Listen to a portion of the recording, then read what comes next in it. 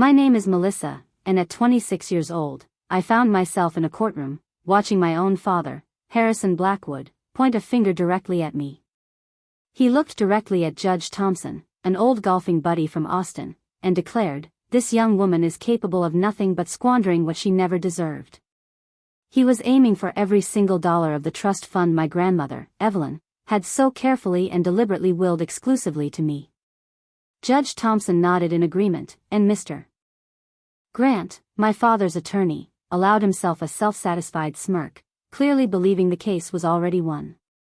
The instant I saw that nod, which looked more like a gesture of support for an old friend than an impartial ruling, I knew exactly what was happening. To be honest, I had been expecting this kind of backroom deal. I'd sensed this collusion ever since I saw the photographs of them together at a charity dinner during my father's failed political campaign years ago. Powerful men and their connections. They genuinely believe they've outsmarted everyone, don't they? But let me tell you what led us to this confrontation. This story begins 26 years ago, on the very day I took my first breath, and my mother, tragically, couldn't be there. Fatal complications during childbirth left me without her. Harrison Blackwood, the man now fighting for my inheritance, never had any burning desire to be a father. He made that perfectly clear from the very beginning, deciding that my arrival in the world was somehow connected to the loss of his wife. Yes, you understood that correctly. My father indirectly blamed me, a newborn, for my mother's passing. That's the kind of wonderful man he is. While he was entirely absorbed in building his political image in Austin, my paternal grandmother stepped in. Evelyn Blackwood. Her husband, my grandfather, had left her many years prior, so she knew firsthand what it was like to handle everything alone. She wasn't just my lifeline. She became my entire universe, my sun and my moon. It was Evelyn who collected me from the hospital, wrapping me in warmth and care, while my father hurried back to his public life in the state capital. He was probably immensely relieved that he wouldn't have to deal with diapers and sleepless nights. Honestly, his absence was the greatest gift I ever received. My grandmother truly believed in the best in people.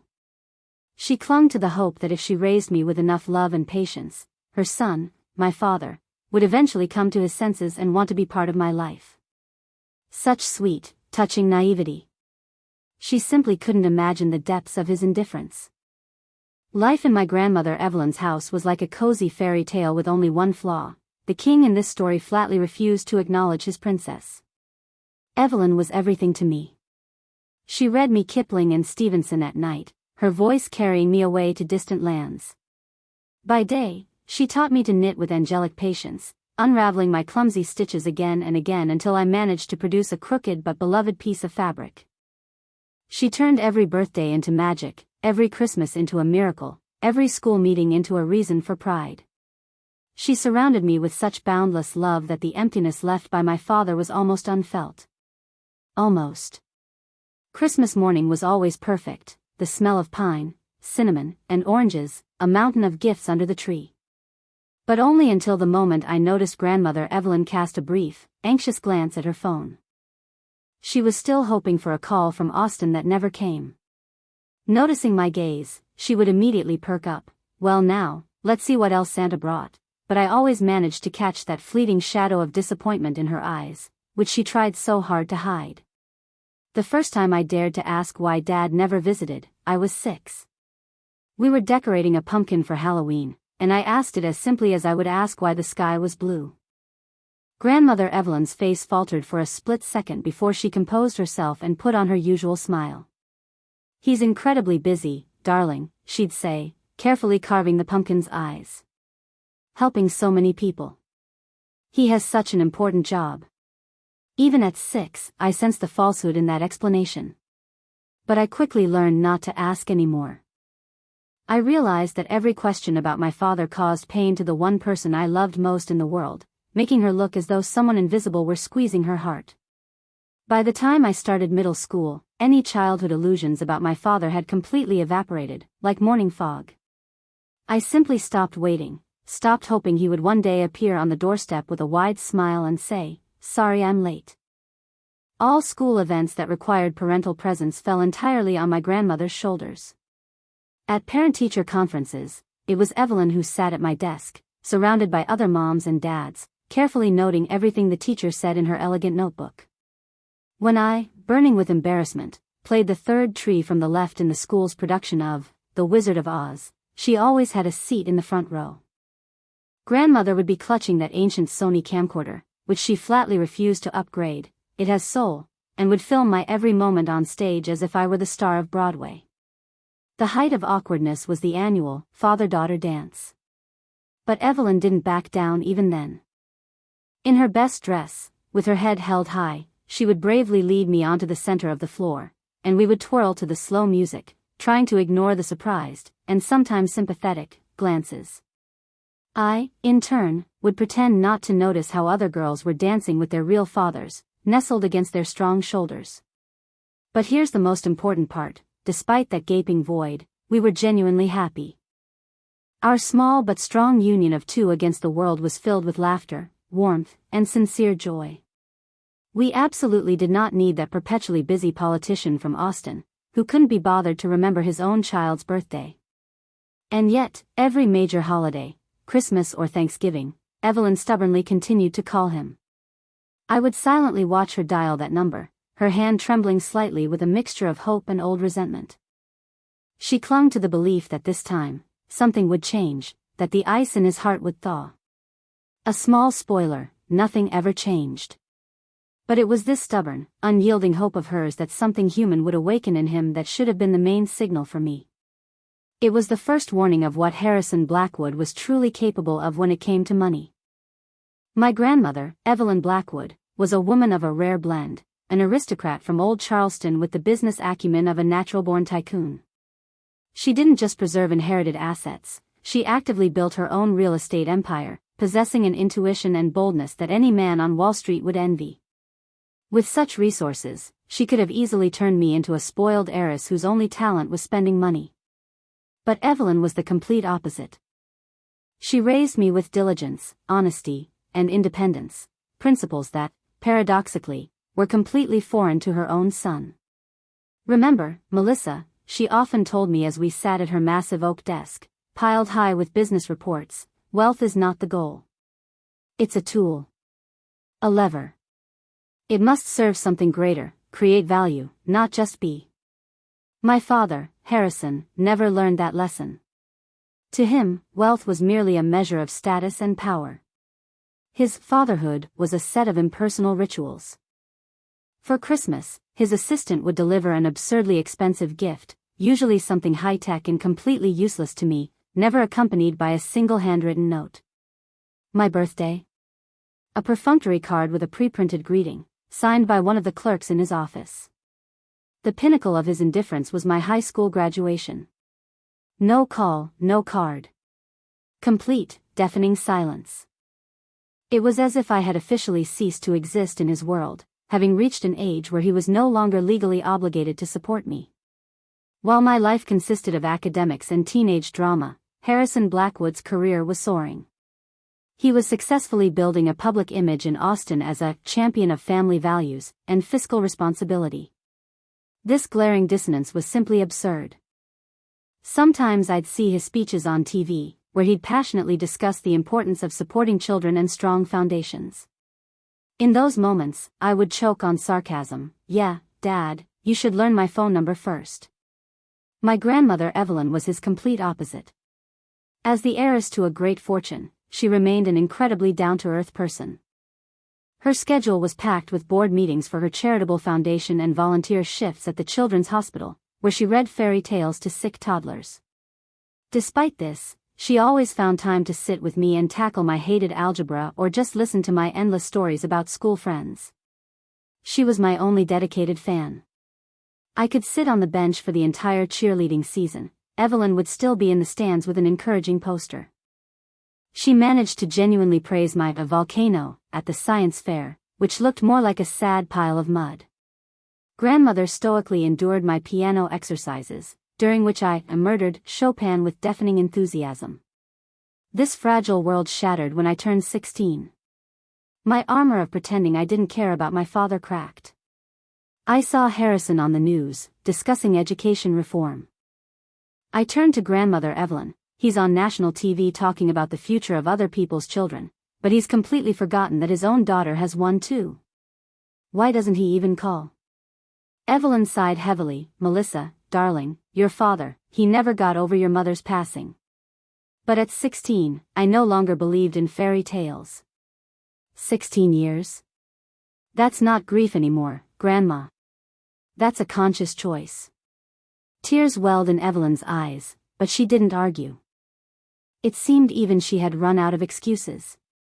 After that conversation, the focus shifted to my future. Evelyn did everything to get me into college. When the thick envelope from the prestigious Bridgewood University arrived with an acceptance and scholarship, grandmother threw a grand dinner. Harrison's response, a standard greeting card with his assistant's initials. It was at that moment I officially gave up on him. My years at Bridgewood flew by. Every trip home was a mix of joy and anxiety. I saw Evelyn aging. She still managed her empire, but I noticed it was taking more of a toll. She became a little more fragile, her movements slower. Nevertheless, she invariably pushed aside her work for me, asking about my friends, my plans, about the person I was becoming. By my 21st birthday, I realized I had never had a single real conversation with Harrison in my entire life. I graduated from university with high honors. At the ceremony, Evelyn sat in the front row, holding back tears of pride. Harrison's seat next to her remained empty. At the restaurant that evening, Evelyn raised her glass, to Melissa. She proves that the best families are built not on the accident of birth, but on love and deliberate choice. I realize now that this was a hint. She was already considering her plan. Graduation was supposed to be the start of my independent life. I temporarily moved back in with Evelyn while I looked for a job. But the house felt different. A heavy silence had settled in. I understood almost immediately that something was wrong with Evelyn. Her morning vigor had faded. She moved more slowly. Her hands trembled slightly. Our shopping trips became shorter, she tired quickly. Grandma, maybe you should see a doctor? Oh, darling, don't be silly. I'm fine. But I knew she hadn't been in her garden for a long time. The changes accumulated. She began to forget appointments. She would ask the same question multiple times. She'd lose her train of thought, desperately trying to hide her confusion. I saw the worry in her eyes. She knew something was wrong, and it frightened her. My pretense that everything was fine shattered by Christmas. Evelyn, the woman who was my rock, could now get lost in time. Food forgotten on the stove, setting off the smoke alarm, became a frequent occurrence. The climax came the day I found her in the laundry room, standing motionless with my shirt, staring at it without comprehension. Melissa, I'm so scared, she whispered, tears streaming. I can't remember what I'm doing here. I knew we needed help, urgently. The doctors confirmed our fears on a rainy January Tuesday. They explained that Evelyn's condition, related to age-related changes, would gradually progress. There is no delicate way to be told that the only person you have in the world now needs constant support. Evelyn sat beside me, frighteningly quiet. I forced myself to take on the strong role, asking questions about the prognosis, about how to best organize care. It's important to create a safe, loving environment for her and ensure maximum comfort, the doctor replied quietly. The next day, I turned down the prestigious job I had just been offered. In one of her lucid moments, Evelyn caught my gaze. Melissa, no, she said firmly. You must not put your life on pause because of me. My place is beside you, I replied. You were the only one who wanted to raise me. Now it's my turn. I kept my word. For the next 2 years, I dedicated myself to her care. There were good days, when her mind was clear, and we'd spend hours looking through old photo albums, laughing at my awkward teenage years. But there were also days when she looked at me without recognition, asking in confusion about her daughter. Watching her bright mind fade was difficult. But the hardest part was my desperate communication with Harrison. I called his office, left messages. She asks for you, I'd say. Please, Harrison, just one visit. She doesn't understand why you won't come. The response, if one came at all, was always the same, a packed schedule. Important meetings. Maybe next month. That next month never arrived. Begging my own father to show a shred of humanity for his mother, it was agonizing. Evelyn passed away on a quiet October morning. I was holding her hand. Her last words were a quiet, confused question about why her son still hadn't come. My father did not come to the funeral. Harrison Blackwood, the man of family values, couldn't find the time to say goodbye to his own mother. His call came 3 days later. I heard no sympathy. He immediately asked about the legal status of the lake house. We haven't even buried her yet, my voice trembled with indignation. Your mother, she's gone. And you're worried about property? He started to say something in his defense, shifting to harsh language. You want to know about the inheritance? My voice cracked. Here's what you'll get. Nothing. You didn't bother to visit your own mother, so you don't deserve a single thing that came from her family. He tried to argue, talking about his legal rights. Legal rights? I cried. You gave up all your rights when you abandoned us. Don't you dare talk to me about what you deserve. I ended the call, slamming the button down. When I opened the door to Evelyn's house, I was met with a silence as thick as velvet. The house smelled of her perfume, lavender and jasmine. Everything was in its place, the stack of books on her bedside table, the unfinished scarf on its needles in the basket by her chair. In the kitchen sat her white mug with the gold rim and the fine crack near the handle. Evelyn always used to say, when you don't know what to do, start with tea. Her gray notebook lay on the table. I wrote, Monday. Home after the service. What to do first?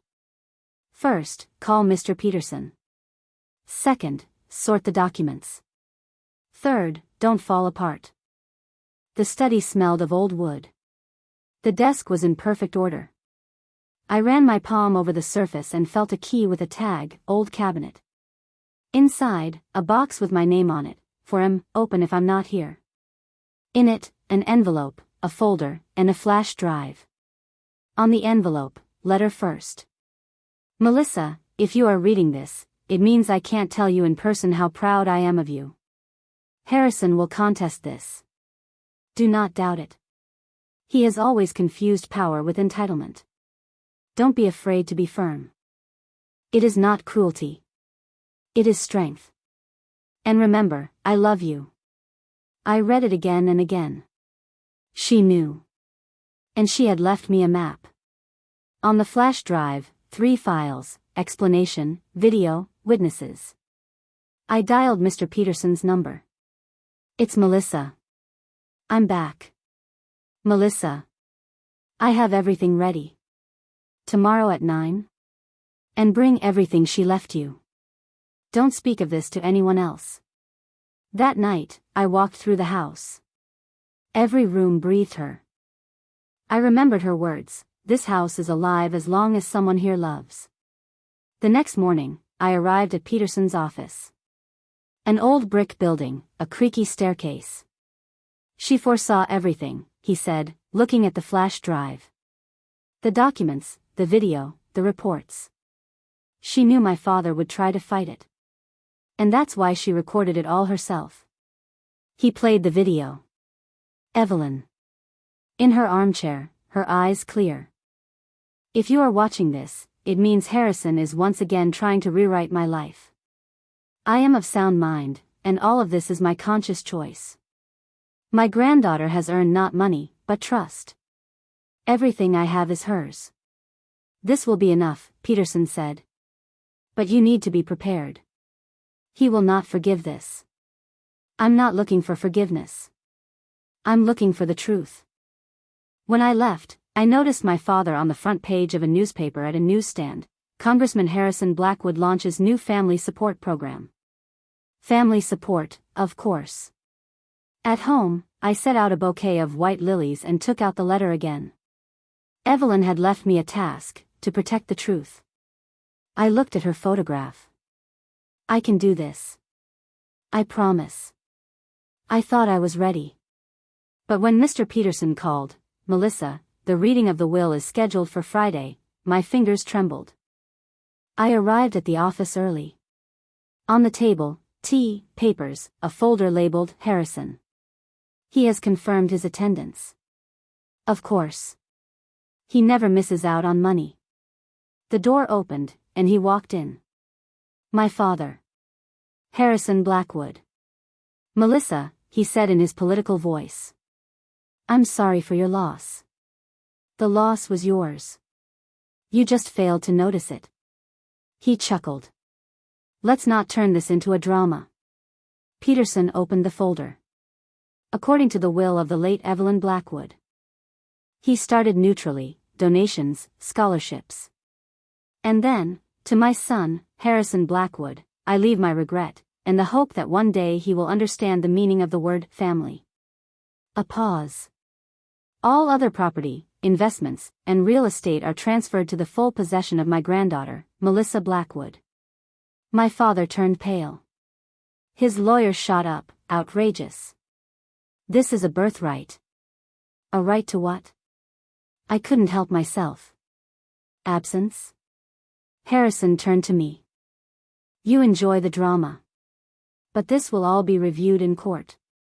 Peterson, Evelyn anticipated this. "There is a video, medical opinions, notaries. I'm going to let some girl control my family's fortune." My father raised his voice. I met his gaze. "Yours?" "No, Harrison. This was built by generations of my family. You just left it a long time ago." A silence hung in the room, in which I felt a sense of strength for the first time. "We will file suit. I'll see you in court." I nodded. "Of course. And this time, you really will see me." He walked out, slamming the door. Peterson sighed. "It's beginning, Melissa." "I know. But I'm ready." 2 days later, my phone became the enemy. Calls from newspapers. "Can you comment on the rumors?" Publications. "Inheritance drama." My face on TV. "Fortune hunter." Thus began Harrison's attack. Journalists outside my house. Anonymous sources, telling lies about how I had manipulated my grandmother. I called Peterson. "They're going to turn this into mud. That's what they want. For you to start defending yourself." I cried from helplessness. On the third day, Peterson had a stack of papers, motions, discovery requests. "They are pulling you into a legal storm. Let them pull. I won't give them my name." Peterson, Harrison is a man of the system. He'll use his connections, judges, the press. And I'll use the truth. But the truth seemed quiet. While my father held press briefings, I tried to sleep in a house surrounded by cameras. I was being vilified on social media. I found an unsigned letter, "Give back what isn't yours."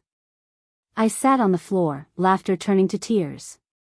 He had a team. It was then that I began to feel a backbone. I stopped closing the curtains. Let them film. I opened the windows, let in the light. In the evening, Peterson called. "We file our response tomorrow." "And who's the judge?" "Thompson." I laughed dryly. "My father's friend?" "Yes." "So, it's all fair." He sighed. "Don't be afraid. He's protective of his reputation." "Perfect. Let's see how he likes it when the truth gets loud." That night, I took out Evelyn's letter. "Don't be afraid to be firm." And I understood, firmness is calmness in the middle of a storm. The next morning, I put on a dark blue suit and walked out of the house, through the crowd of reporters. "Miss Blackwood, do you feel guilty?" I stopped, looked into the camera, only for allowing someone to mistake my kindness for weakness. The noise died down. I took a breath. And for the first time, I didn't feel like a victim. The morning of the trial was quiet. At 5 a.m., I brewed jasmine tea. At the courthouse, journalists. Miss Blackwood, is it true you manipulated? I stopped. You're in the wrong room. The trial for manipulation is about to start inside. Courtroom number 3. Judge Thompson. I sat across from Harrison.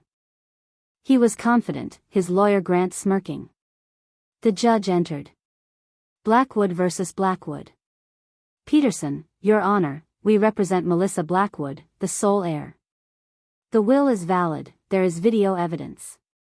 Grant, we believe Evelyn was under undue influence. We have testimony from neighbors. Peterson, we submit the report from Dr. Landis regarding mental stability. Thompson, admitted. Grant, Miss Blackwood refused to speak to the press. Why? I stood up. My grandmother taught me to speak to people, not to headlines. The judge looked up. Sit down, Miss Blackwood. There was interest in his voice. 2 hours later, Peterson set up a laptop. We request to play the video. The judge nodded. The screen came to life. Evelyn. In her chair, calm. I am Evelyn Blackwood. I am writing this consciously. My son Harrison has lost his moral compass. Power is not inherited by blood. Everything passes to my granddaughter Melissa, she remembers dignity. The courtroom froze. Harrison scoffed, sentimental. But recordings are easily faked. Peterson, the recording was notarized, certified by the court, and confirmed by experts. Judge Thompson, Mr. Blackwood, do you have grounds to doubt this? Only common sense. Then provided in writing. Thompson's gaze grew heavy. The scales began to tip. After the recess, the judge read through the materials. Reaching Evelyn's letter, he read the last words, Melissa is my choice. I am not giving her wealth, I am trusting her with meaning. Everything else is dust. Thompson looked up. The court will announce its decision in 1 week. Grant jumped up, Your Honor, the public interest. The court will consider only the law, the judge interrupted and struck his gavel. Harrison walked past me, you still haven't learned that the world belongs to those who know how to buy it. I turned, then you should start being afraid of those who aren't for sale. Outside, camera flashes erupted again. But I didn't look away. Let them film the woman who had stepped out of the shadows. I walked to my car, feeling the silence become confident. Evelyn's voice, you did it. But it's not over. A week of waiting. Harrison was in the news, speeches about a family misunderstanding. And then the letter, Charleston County Court. The decision was ready. I entered the courtroom.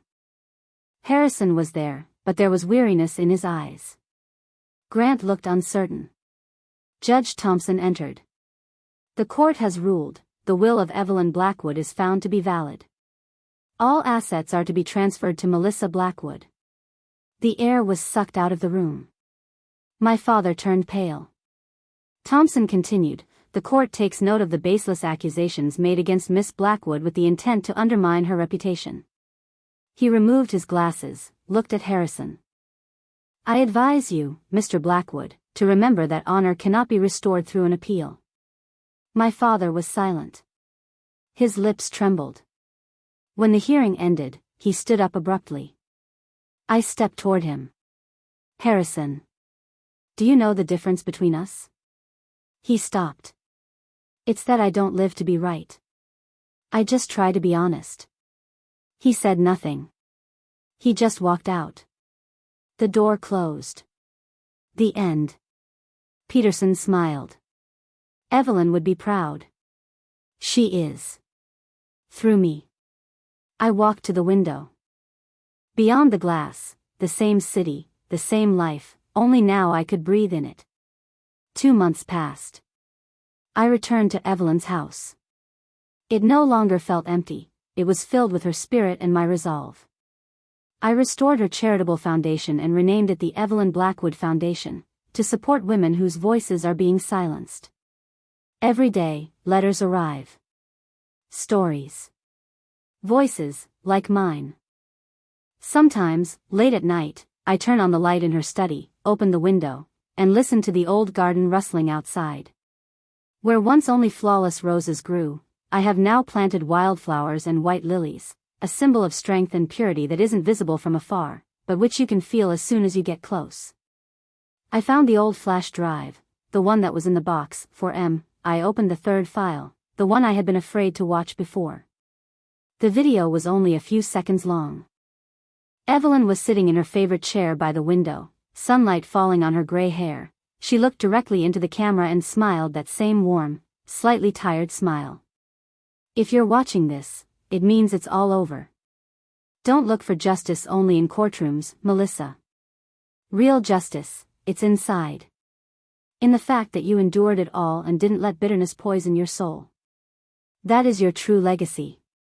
I turned off the video and just sat in the silence of the sun-drenched room.